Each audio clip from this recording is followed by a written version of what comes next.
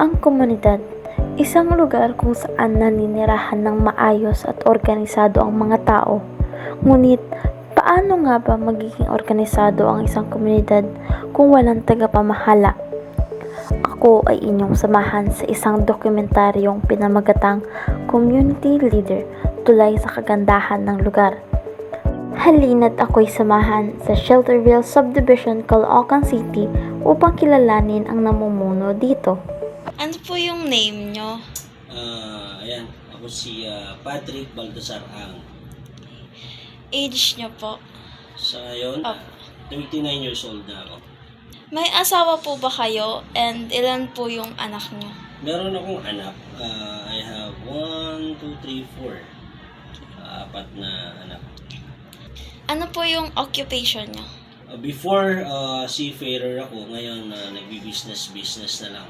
Ako yung current na HOA president dito sa Shelterville Subdivision. Paano po kayo nag-come up as a shy president po? Nag-come up. Bali kasi ganito yan, no? Sa botohan, there are 15 board members na pagbobotohan. Tapos yung mga nanalo na 15 board members, magbobotohan sila kung sino yung gusto nila maging presidente. What is your contribute to the community to make it better po?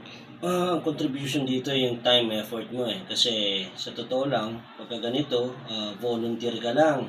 So you have 2 years para magawa yung mga dapat mong gawin. So kailangan tulad yan, maisaayos, maging safe ang lugar, tapos maging maganda yung mga facilities or yung mga amenities na nakatira sa subdivision nyo.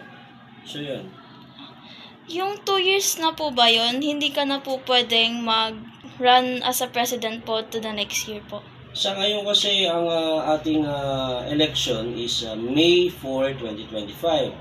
Sa batas ng bylaws natin tsaka sa batas ng Magna Carta under DSUD, pwede pa tumakbo ulit na presidente. Kaya lang bigay naman po natin sa iba yung posisyon.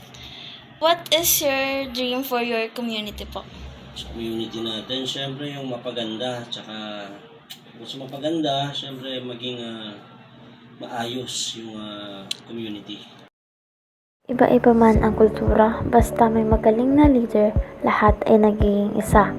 Muli, ako si Emily Rosales at ito ang Community Leader tungo sa kagandahan ng lugar.